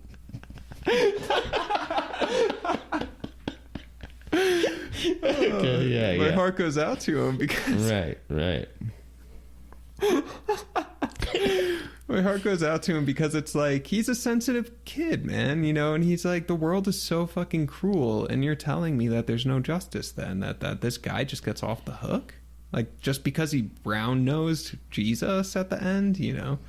Oh, yeah, I totally love you, you know, sorry, Christ. And then he's like, oh, cool, you get to go to heaven now. Right. That's offensive. That's so shitty, you know? But I would also say, like, I think there's I think it's not a shift for the thief or whatever. I think it's not so much a shift of his words or intellect there. I think it's a state of being. Like when I say the Christ consciousness thing, I think it's like a state of being, you know? Yeah. Like, can I give one more example? Sure. C.S. Lewis wrote this book, The Great Divorce. So good. Recommend it. The title is a response to William Blake's Marriage of Heaven and Hell, which is just a really cool thing. Nice. Anyway, so it's C.S. Lewis's. It's allegorical. It's not what he actually believed would happen, but it's an idea of an illustration of what happens after you die. So all these people they're living in this like purgatory town, essentially. Get on a bus, and the bus takes them up to this like island floating in the sky, essentially, right? And they get up there, and then there's these angel beings who are there to greet them, and all the angel beings are pretty much like enlightened figures from your life who went through the purgatory realm and whatever, right? So there's, you know, you get up there, and then you see like, I don't know, your homie or whatever, and then I'm trying to think of an example. So there's one of like, I don't know, like a couple or something who, you know, there's all cheating and fighting and all this stuff. They had a very poor relationship throughout their marriage and whatever. So the woman goes up there, you know, and then the husband figure is like kind of there waiting for her because he died way earlier. So he's been through this process. And he's this light being, right? And she gets up there and she's like still hanging on. She's still pissed about the stuff that happened back on Earth. She's like, do you know what you fucking put me through? Do you know what you did to me? The injustice, right? And then he's like this light being who's just like, I know, I get it, and I have compassion for you, but that was back on Earth, and if you just can let go of that, you can come also just be a light being. It's okay. Whatever happened, you know, I'm sorry, but it's over now, and you can just come be a light being with us, right? And she's, but you owe me, you did this, like this fucking happened, this happened, right? And she's still hanging on to all this stuff, right? And she's right. The guy was a piece of shit, right? But she's hanging on, and that's actually keeping her from going off and being a light being. Whereas this guy, he's released it, you know, he released the stuff, he processed it, released it, let it go, you know, made his penance, and gets to go be a light being. So I think it's like this thief figure on the cross. It's like a state of being almost, you know. It's like he released whatever he was hanging on to there, you know, which he has the right to do too. Right. Even a murderer can, you know, have release and forgiveness of self and all this stuff, which sounds heavy and crazy, you know. It's like you can't. Jesus, love thy enemy, you know. Yeah. Love thy neighbor. Yeah. I think there is something to say about letting go of things, forgiving and forget. Yeah. Unless you drive yourself mad, and I think that's what I'm like getting at. Yeah. This is what I don't like about all religion, Eastern and Western, just human religion in general. Even Galacticism? I love Galacticism for this primary reason is we're earthy, baby. We're very earthy. Yeah. I think it's becoming human is what Galacticism is. And it is. What religions do, organized religions, is it's a dehumanizing project, like the light being, or becoming, you know, finding nirvana, or entering the paradise earth, or entering heaven. You always have to let go of what makes you human in order to accept or be included into some like higher existence. What makes you human then? Because I'm a little bit unclear there. Like, what's the stuff that the religion's asking you to let go of? That's actually the stuff that makes you human. What are you referring to? Like, so like the feeling of, you know, in your particular example, C.S. Lewis. Yeah. The feeling of injustice, you know, and what is right and what is wrong. And when you're wronged, that wrong being righted through justice. Yeah. You know, the word and the action is there for a reason, you know, and it's very much human and okay. Oh yeah, yeah. Not to have to communicate, commune, and live with and in the same ideology as somebody who's hurt you. Yeah, sure. Oh, sure. Yeah, of course. Fashion. Yeah. There's that example, and then in like the Jehovah's Witness thing, like the Paradise Earth, it's like, well, you know, there will be a resurrection of the holy and also the believers and the non-believers, but those who are wicked will die forever. And these could be your family, your children, anything like that, you know, people that were straight up against God. And the idea of wicked is very loose, you know. It could just be you're not Christian, you know. Yeah. And but when you go into paradise, there's a scripture in Revelation that says, and he wiped out every tear from their eyes. Love that. That's and sorrow from there, and pain will be no more. There'll be no more suffering. The former things have passed away. Mm-hmm. That scripture frightens me. It's always frightened me. I would never want to live in an existence where I could not grieve the death of my daughter anymore. There would be no light being... There would be nothing light or happy or loving about that. Letting go of my sorrow for my daughter that didn't make it into a paradise for all of eternity. That's terrible. That's a cult to me. That's something that I don't want to be a part of. Like a spiritual galacticism story, love story for me. Is when a light being says you need to just give up your humanity or your sorrow or your pain or your death or your, you know, hatred towards some, and then come live with us naked in this world where everybody's happy and there's literally no fighting, there's no drama, there's no climax, there's no overcoming. Yeah. You just are. That's hell to me. I don't want any part of that. Yeah. Because it's not human. Becoming human is embracing our experience, our emotions, you know. And just like I said, you know, the trailer, like, and I repeated to somebody else today, just like, I'm just experiencing my life now. I'm no longer trying to figuring it out. Yeah, great, yeah. Because now I'm living with less regrets. Yeah, good, yeah. That's great. And like, we get to pick ultimately, right? I mean, I think you actually do get to pick. Like, I mean, in the C.S. Lewis, you know, rendition of the story, I mean, the woman in that example, she gets to pick if she wants to hold on to the injustice of the thing and in that cosmology, hang out, waiting around, or not even a cosmology, in that creative illustration of an idea of what happens after death by C.S. Lewis. Sure. If that woman wants to hang around waiting for justice to be served, which in that example, I don't even know what it would look like, but like hang around waiting for justice to be served, she can do that. That's a choice. And actually in the story, a lot of them do just get back on the bus and go back because they're like, this is dumb. This is ridiculous. I want my justice, right? I feel wronged, whatever it is. They go back. And then others stick around and they're like start letting go of, you know, okay, well, you know, okay, such and such a thing happened and I was really hurt over it, but it happened back in the earth realm and it's actually just keeping me from feeling satisfied. So I'm just gonna, you know, start letting go of it. So I think it's ultimately a choice. Like you kind of get to get to kind of pick your reality in that way. And it's tough, you know, I don't have I have no idea how I'd react to, you know,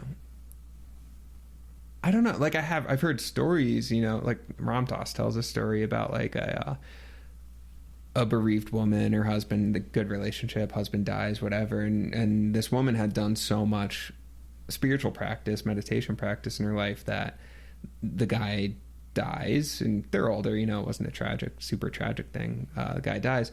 And she was like, yeah, she's like, I miss him and there's loss. But that's just, it's the course of life and okay, whatever. And it's weird because on one hand, that does sound like disassociation, right? It's like, well, what the fuck's wrong with you that you're not actually feeling your feelings? That's like, that sounds really intense and weird and uncomfortable. And I don't like that. But I don't know, there's this thing of just like, okay, or you know, the other response could be like, he shouldn't have died, why'd this happen to me, and all this stuff, which is also just like, it's like, damn, you're clinging now, and now it's just like, it's about your relationship to yourself, you know, and it's like, right, you know, are you going to let go or not? I think is kind of the idea. Unification of the yin and the yang. It's like the key distinction there is that she still had it. Yeah. She still knew I've been grieving for the loss of my husband, you know. Sure, yeah. It was there. Right. It's not this weird reality where you literally don't even remember that dude existed. No, that's, yeah, that's weird. I mean? That's, like, yeah. Uh-huh. We're talking now getting into Charlie Kaufman's realm of Eternal Sunshine for the Spotless Mind. Oh, okay, cool. Yeah, I like that. And you're fighting to keep the pain of loss of the person that you loved, your girlfriend, whatever it is, the memories, you know. Yeah. And yes, you get over it and you move on and you do but they make us who we are. It's becoming human. It's who we are. Is having those things a part of us, you know. I would never want to give that up. I would never want to like be in a nirvana state where I don't feel compassion or anger or happiness or love towards the people that I love or my environment or my dog or whatever. Sure, the case, yeah. Oh, yeah, totally. Because like, the world is beautiful, dude. Hagrid's a beautiful creature. That's dehumanizing yourself. Right. I see what you're saying. Yeah, that's interesting. Yeah, and in my own experience, and this is much lighter stuff, I'm not talking about, you know, death of whatever people or, you know, this is much lighter stuff that I'm working on in these, you know, meditation things. But these small examples of just like, I don't know, like, okay, high school Jared, 16 years old, like, I felt like an outcast, right? A lot of people in high school do, right? High school sucks. Felt like an outcast. That hurt. That sucked. And I think, you know, there's moments of that I remember, you know, and moments of loneliness, all these things. And I don't know, there as, you know, a couple months ago, there's more tension there, like internally. And it's not like I was carrying this around, you know, telling everyone about how high school is kind of tough or something like that. You know, it's not like hyper neurotic. Like I said, it's a very light example, but there, you know, there's some tension there that's just like, man, high school kind of fucking sucked, and I have good memories from it too, but like that sucks. And there, oh god, you know, god damn it, like it would have been so much nicer if I had a nicer time, you know, whatever. And but as I've kind of like loosened up on that and let go of that, it's like, whatever, I don't care. I'm 32. Like that literally 16-year-old me is half of my lifetime ago. Sure. Do I have painful memories of, you know, stuff from youth? Like, yeah, of course, everyone does, you know, but am I holding on to it as much?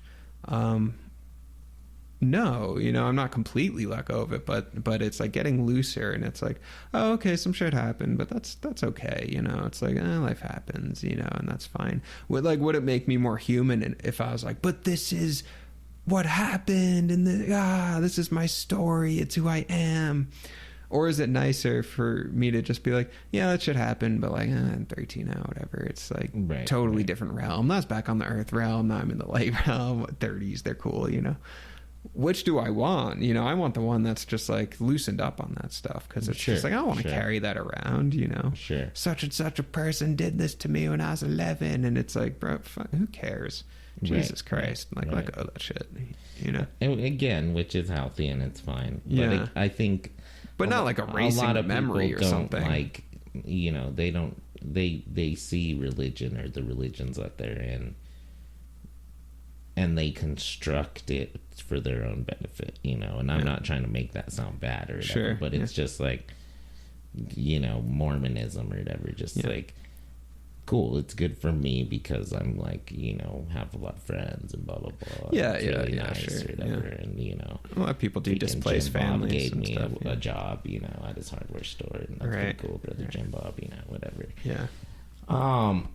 But if you're really like a follower according to the books, they don't even know what they're signing up for. You know, like most people, like most Christians never even read the Bible, like the one book. We've talked about this before, you know. And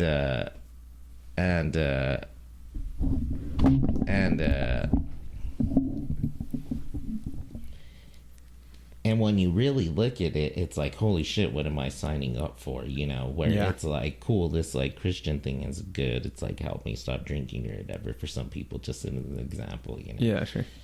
But if you're like, really, okay, I truly, truly believe in this, and I'm truly going to go to what the book says they want, the end goal.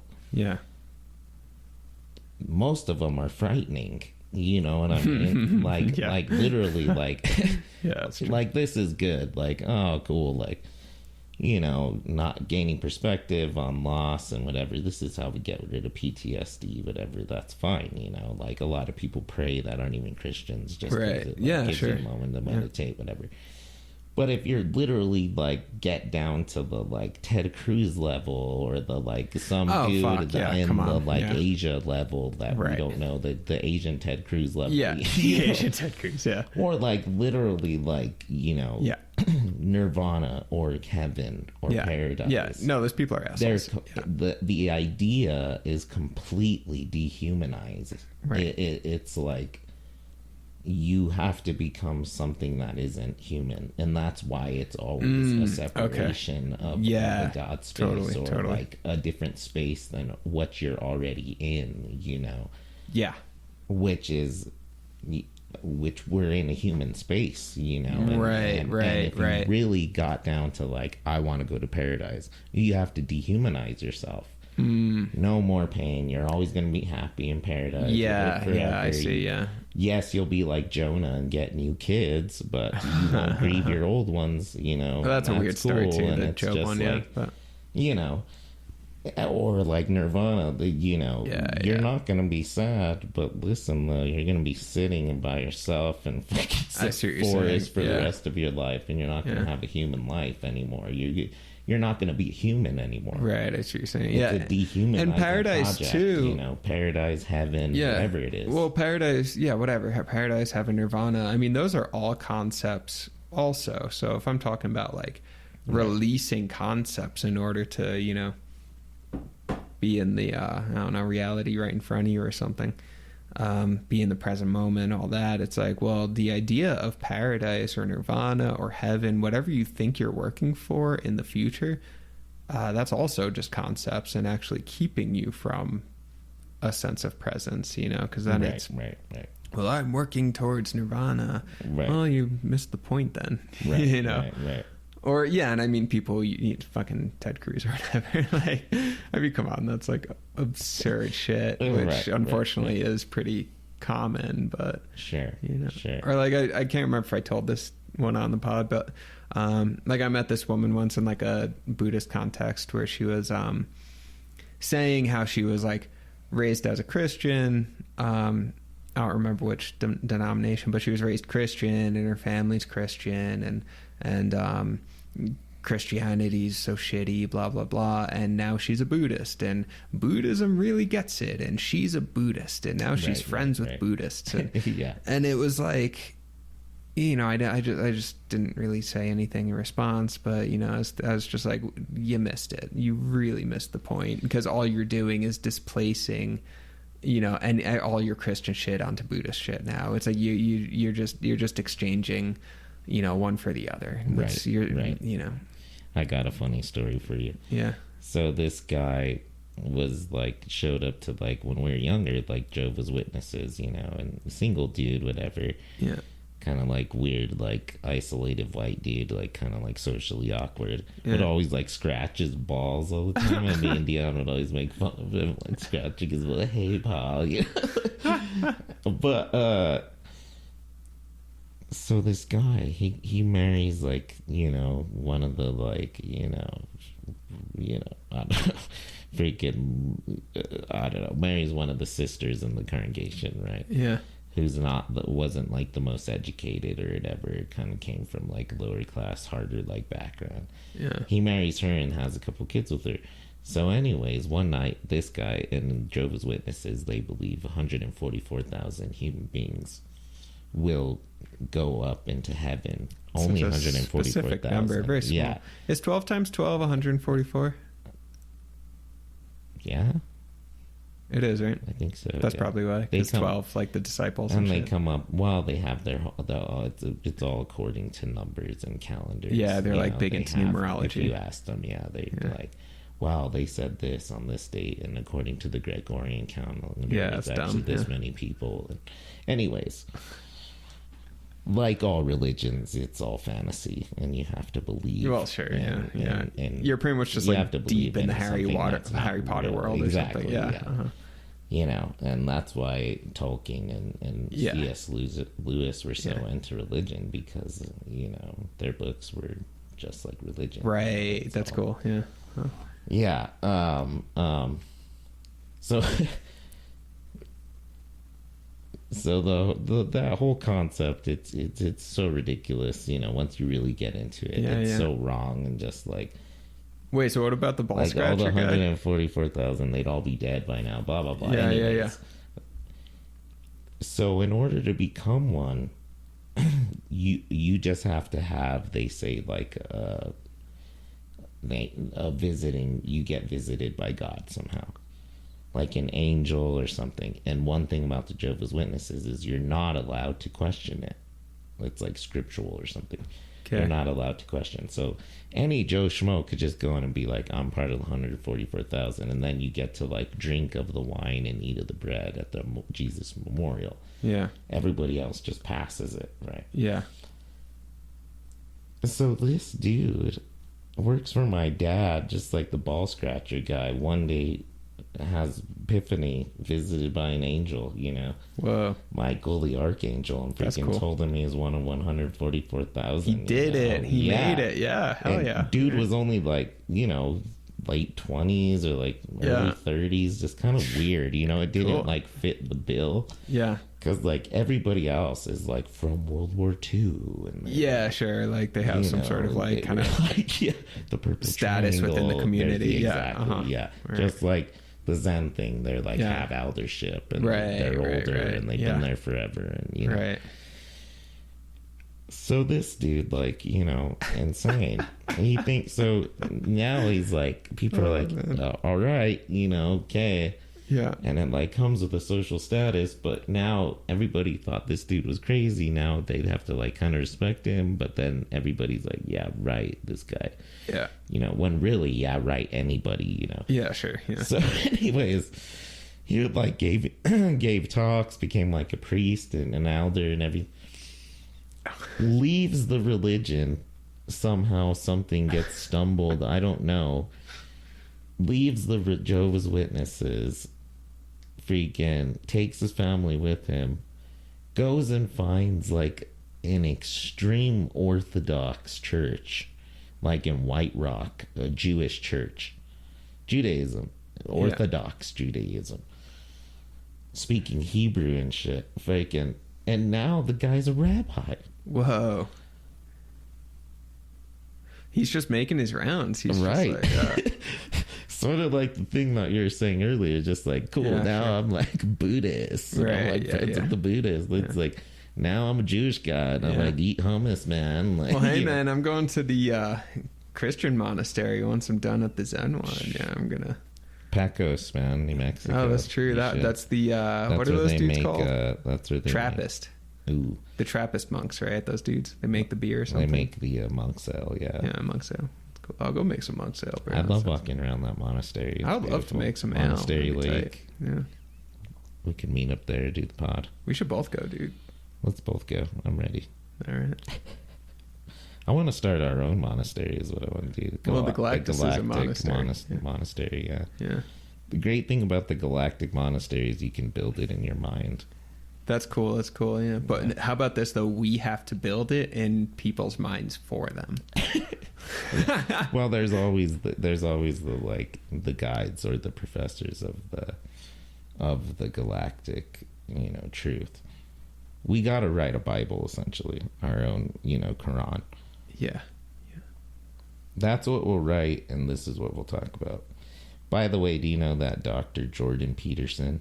He's kind of like contentious, like character in pop culture. Yeah, he pretty much just like got sort of famous because he says shit about trans people. That's like kind of his thing, right? Yeah, and he was not necessarily. I think he got canceled for that. He got more like famous for like his, I don't know, historical, philosophical. Oh, really? He's like an actual scholar then? Like, yeah, he's like an actual doctor. And he was like a professor. I think he might still be. Yeah, somewhere in Canada or something? Yeah. Oh, that's cool. So anyways, he's coming out with this 16-episode deep dive into Exodus. Yeah. And it sounds really cool. That does sound cool. And like, deconstructing it, and him and Bill Maher were talking just like, sort of what we're saying, like the Bible is literature and like theology. Bro, I'm going to go back to school for fucking religious studies. That'd be cool. We should get into a theological program. Let's do it, bro. Theologists. Freaking, they would love us. They would love us. Jesus to Jesus. A lot of Christian doctors. Yeah. Huh. That's interesting. That'd be cool. We should become Christian mystics, though. Yeah. And we should do an episode on one of the like gospels or something like that. That'd be cool. Yeah, like actually do a deep dive into whatever, Revelation or some shit. Right, exactly. That'd be weird. Yeah. So down. Huh. Well, shit, man, it was good to be back. Yeah. In-person episode. Cool. So you're gonna be freeing up a little bit more than this next few weeks. Yeah, the next retreat week, silence week is first week of December. Cool. So pretty much like for the rest of November, I'm nice. I'll be around. We'll get into Killers of Flowers Moon review. Hell yeah. We've been meeting the audience has been waiting for that. They've been waiting. New England folk tales. Yeah. So. They've been waiting. I feel like that's like an open strand of time we need to close. I don't know if you feel that. I know I do. Yeah. Like the ending of that episode and going like having fun together and like having some beers or whatever, right. Going and watching that movie. Yeah, it's like a karmic we need to close the portal. Yeah, like a weird Loki thing. We have to close the portal and actually get to it. Like dying or something. Yeah. Right. Weird. Let's do that. Let's end there. On behalf of the Jareds, thank you for listening. Follow and subscribe to the show so you never miss an episode. The Jareds will be back next week, and always remember, work like you don't need the money, love like you've never been hurt, and dance like nobody's watching. Until next time. Now on YouTube.